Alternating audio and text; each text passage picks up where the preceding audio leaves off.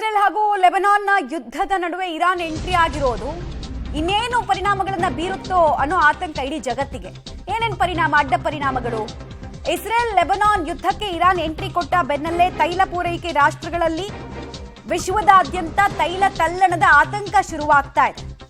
ಇರಾನ್ನ ತೆಹರಾನ್ನಲ್ಲಿ petrol bunk ಮುಂದೆ ಸಿಕ್ಕಾಪಟ್ಟೆ ಟ್ರಾಫಿಕ್ ಜಾಮ್ ಕಂಡು ಬಂದಿದೆ. ವಿಶ್ವದಾದ್ಯಂತ ತೈಲ ಪೂರೈಕೆಯಲ್ಲಿ ವ್ಯತ್ಯಯ ಆಗುತ್ತಾ ಅನ್ನುವಂತಹ ಆತಂಕ ಮತ್ತು ತೈಲ ಬೆಲೆಯ ಏರಿಕೆ ರಾಕೆಟ್ನಂತೆ ಜಿಗಿಯುತ್ತಾ ಅನ್ನುವಂತಹ ಆತಂಕ ಕೂಡ ಇದೆ.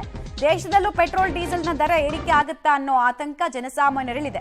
ಮಧ್ಯಪ್ರಾಚ್ಯ ರಾಷ್ಟ್ರಗಳಲ್ಲಿ ಯುದ್ಧ ಸ್ಟಾರ್ಟ್ ಆದ್ರೆ ಅದರ ನೇರ ಎಫೆಕ್ಟು, ಅದರಲ್ಲೂ ತೈಲ ಪೂರೈಕೆಯ ರಾಷ್ಟ್ರಗಳಲ್ಲಾದ್ರೆ ಅದರ ನೇರ ಎಫೆಕ್ಟು ಇಡೀ ಜಗತ್ತಿಗಾಗುತ್ತೆ. ಈಗ ಆಲ್ರೆಡಿ ನಾವು ಚಿನ್ನದ ಬೆಲೆ ಯಾವ ರೀತಿ ಗಗನಕ್ಕೆ ಏರ್ ಹೋಗಿದೆ ಅನ್ನೋದನ್ನ ನೋಡಿದ್ವಿ. ತೈಲದ ಸರದಿ ನೆಕ್ಸ್ಟ್ ಹಂಗೆ ಆಗುತ್ತಾ? ಬ್ಯಾರಲ್ ತೈಲಕ್ಕೆ, ಕಚ್ಚಾ ತೈಲಕ್ಕೆ ರೇಟ್ ಜಾಸ್ತಿ ಆದ್ರೆ ಏನ್ ಕತೆ ಅನ್ನುವಂತಹ ಆತಂಕ ಎಲ್ರಿಗೂ ಇದೆ. ಡೀಟೇಲ್ಸ್ ಕೊಡ್ತಾರೆ ಶಬೀರ್. ಎರಡು ಪ್ರಶ್ನೆಗಳು. ಒಂದು, ಇರಾನ್ನ ವಿದೇಶಾಂಗ ಸಚಿವರು ಕೊಟ್ಟಿರುವಂತಹ ಮಾಹಿತಿ ಇಸ್ರೇಲ್ ಸುಮ್ಮನೆ ಕೂತ್ಕೊಳ್ಳುತ್ತಾ? ಯಾಕಂದ್ರೆ ನೆತನ್ಯಾಹು ಅವರು ನಿನ್ನೆ ಮಧ್ಯರಾತ್ರಿ ಒಂದು ಸ್ಟೇಟ್ಮೆಂಟ್ ಅನ್ನು ರಿಲೀಸ್ ಮಾಡಿದ್ರು, ನಾವು ಇರಾನ್ನ ವಿರುದ್ಧ ರಿಟಾಲಿಯೇಟ್ ಮಾಡ್ತೀವಿ ಅಂತ. ಬಟ್ ವಿದೇಶಾಂಗ ಸಚಿವರು ಕೊಟ್ಟಿರುವಂತಹ ಹೇಳಿಕೆಯ ನಂತರ ಇಸ್ರೇಲ್ನ ನಡೆ ಏನಾಗುತ್ತೆ ಅನ್ನೋದು ಒಂದು ಕುತೂಹಲ. ಇನ್ನೊಂದು, ತೈಲ ಬೆಲೆ ಏರಿಕೆ ವಿಚಾರದಲ್ಲಿ ಜಗತ್ತಿನಲ್ಲಿ ಏರ್ಪಟ್ಟಿರುವಂತಹ ಆತಂಕ ಎಂಥದ್ದು? ಲಿಮಿಟೆಡ್ ವಾರ್ನಿಂದ ಪೂರ್ಣ ಪ್ರಮಾಣದ ಯುದ್ಧಕ್ಕೆ ಈ ಯುದ್ಧ ಕೊಂಡೊಯ್ಯೋ ಸಾಧ್ಯತೆ ಎಷ್ಟರ ಮಟ್ಟಿಗಿದೆ? ಈಗ ನಿರಂತರವಾದಂತಹ ದಾಳಿಯನ್ನ ಇಸ್ರೇಲ್ ಹೆಜ್ಬುಲ್ಲಾ ವಿರುದ್ಧ ಮಾಡ್ತಾ ಬಂದಿತ್ತು. ಇದಕ್ಕೆ ಪ್ರತಿಕ್ರಿಯೆಯಾಗಿ ಈಗ ಇರಾನ್ ಈ ಒಂದು ಯುದ್ಧದಲ್ಲಿ ಭಾಗಿಯಾಗುವಂತಹ ಸಾಧ್ಯತೆಗಳನ್ನ ನಾವು ನಿರೀಕ್ಷೆ ಮಾಡ್ತಿದ್ದೀವಿ. ಮುಖ್ಯವಾಗಿ ಯಾಕೆಂದ್ರೆ ಇರಾನ್ ನೇರವಾಗಿ ಹೆಜ್ಬುಲ್ಲಾಗೆ ಸಪೋರ್ಟ್ ಮಾಡ್ತಾ ಇತ್ತು, ಮತ್ತೆ ಅಲ್ಲಿರುವಂತಹ ಪ್ರಮುಖ ನಾಯಕರನ್ನ ಇಸ್ರೇಲ್ ಹತ್ಯೆ ಮಾಡಿದಂತಹ ಹಿನ್ನೆಲೆಯಲ್ಲಿ ಅದಕ್ಕೆ ಪ್ರತೀಕಾರವನ್ನು ತೀರಿಸಿಕೊಳ್ಳುವಂತ ನಿಟ್ಟಿನಲ್ಲಿ ನಿನ್ನೆ ರಾತ್ರಿ ರಾಕೆಟ್ ದಾಳಿಯನ್ನ ಇರಾನ್ ಮಾಡಿತ್ತು. ಈ ರಾಕೆಟ್ ದಾಳಿಯ ಬಳಿಕ ಅಲ್ಲಿಯ ವಿದೇಶಾಂಗ ಸಚಿವರಿಗೆ ಒಂದು ಸ್ಪಷ್ಟನೆಯನ್ನ ಕೊಟ್ಟಿದ್ರು. ನಮ್ಮ ನಾಯಕರನ್ನ ಹತ್ಯೆ ಮಾಡಿದ ಪ್ರತಿಕ್ರಿಯೆಯಾಗಿ ನಾವು ಈ ಒಂದು ದಾಳಿಯನ್ನು ನಡೆಸಿದ್ದೀವಿ. ಇನ್ಮೇಲೆ ಇರಾನ್ ಈ ರೀತಿಯಾದಂತಹ ಯಾವುದೇ ದಾಳಿಯನ್ನ ಮಾಡಲ್ಲ, ನಾವು ಒಂದು ಪ್ರತಿಕ್ರಿಯೆಯನ್ನ ಕೊಡಬೇಕಾಗಿತ್ತು, ಆ ಪ್ರತಿಕ್ರಿಯೆಯನ್ನ ಕೊಟ್ಟಿದ್ದೀವಿ. ಇನ್ಮೇಲೆ ಇಸ್ರೇಲ್ ಯಾವುದೇ ರೀತಿಯಾದಂತಹ ಪ್ರತಿಕ್ರಿಯೆ ಅಂದ್ರೆ ಇಸ್ರೇಲ್ನ ಮೇಲೆ ನಿಗದಿಯಾಗುತ್ತೆ, ನಾವು ಪ್ರತಿಕ್ರಿಯೆಯನ್ನ ಕೊಡಬೇಕಾ ಬೇಡ ಅನ್ನುವಂಥದ್ದು. ಇಸ್ರೇಲ್ ಒಂದು ವೇಳೆ ಏನಾದರೂ ಮೇಲೆ ಮತ್ತೆ ದಾಳಿಯನ್ನ ಮಾಡಿದ್ರೆ ಮತ್ತೆ ನಾವು ಅದಕ್ಕೆ ಪ್ರತಿಕ್ರಿಯೆಯನ್ನ ಕೊಡಬೇಕಾದಂತ ಅನಿವಾರ್ಯತೆ ಸೃಷ್ಟಿಯಾಗುತ್ತೆ.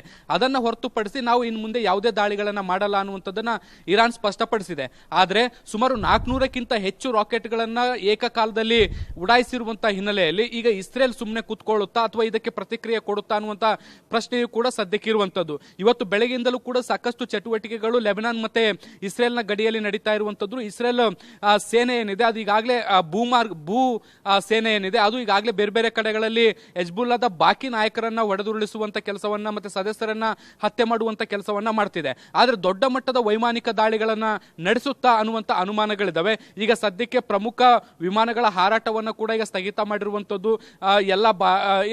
ಎಲ್ಲ ರೀತಿಯಾದಂತಹ ತಯಾರಿಗಳನ್ನ ಕೂಡ ಇಸ್ರೇಲ್ ಮಾಡಿಕೊಳ್ಳುವ ರೀತಿಯಲ್ಲಿ ಕಾಣಿಸ್ತಾ ಇರುವಂತದ್ದು. ಇವತ್ತು ರಾತ್ರಿಯ ವೇಳೆಗೆ ಇದಕ್ಕೆ ಪ್ರತಿಕ್ರಿಯೆಯನ್ನು ಕೊಡುವಂತ ಸಾಧ್ಯತೆಗಳನ್ನು ಕೂಡ ಈಗ ಸದ್ಯಕ್ಕೆ ನಿರೀಕ್ಷೆ ಮಾಡಲಾಗ್ತಾ ಇದೆ. ಒಂದು ವೇಳೆ ಇಸ್ರೇಲ್ ಏನಾದ್ರು ಇದಕ್ಕೆ ಪ್ರತಿಕ್ರಿಯೆಯನ್ನು ಕೊಟ್ಟರೆ ಮತ್ತೆ ಇರಾನ್ ಅದಕ್ಕೆ ಉತ್ತರವನ್ನು ಕೊಡುವಂತ ಸಾಧ್ಯತೆಗಳಿದಾವೆ. ಈ ಒಂದು ತಿಕ್ಕಾಟ ಏನಿದೆ ಇದು ಯುದ್ಧಕ್ಕೆ ಪೂರ್ಣ ಪ್ರಮಾಣದ ಮುನ್ನುಡಿಯನ್ನು ಬರೆಯುವಂತ ಸಾಧ್ಯತೆಗಳನ್ನು ಕೂಡ ನಾವು ನಿರೀಕ್ಷೆ ಮಾಡಬಹುದು. ಹೀಗೆ ಎರಡೂ ದೇಶಗಳು ಬಹಿರಂಗವಾಗಿ ಕಾಳಕಕ್ಕೆ ಇಳಿದಿರುವಂತಹ ಹಿನ್ನೆಲೆಯಲ್ಲಿ ಈಗ ಪೆಟ್ರೋಲ್ ಮತ್ತೆ ಡೀಸೆಲ್ನ ಬೆಲೆ ಅಥವಾ ಕಚ್ಚಾ ತೈಲದ ಬೆಲೆ ಹೆಚ್ಚಾಗುವಂತ ಸಾಧ್ಯತೆಗಳನ್ನು ಕೂಡ ನಾವು ನಿರೀಕ್ಷೆ ಮಾಡಬಹುದು. ಯಾಕಂದ್ರೆ ಮುಖ್ಯವಾಗಿ ಕಚ್ಚಾ ತೈಲದ ಪೂರೈಕೆ ಅಲ್ಲಿಂದಲೇ ಆಗ್ತಾ ಇರುವಂತಹ ಹಿನ್ನೆಲೆಯಲ್ಲಿ ಮಧ್ಯಪ್ರಾಚ್ಯ ರಾಷ್ಟ್ರಗಳಿಂದ ಅಲ್ಲಿ ಈಗ ಬೆಲೆ ಏರಿಕೆಯ ಬಿಸಿಯನ್ನು ತಟ್ಟುವಂತ ಸಾಧ್ಯತೆಗಳನ್ನು ಕೂಡ ನಾವು ನಿರೀಕ್ಷೆ ಮಾಡಬಹುದು. ಮಮತಾ, ಆಲ್ ರೈಟ್, ಧನ್ಯವಾದ ಶಬೀರ್ ತಮ್ಮ ಮಾಹಿತಿಗಾಗಿ.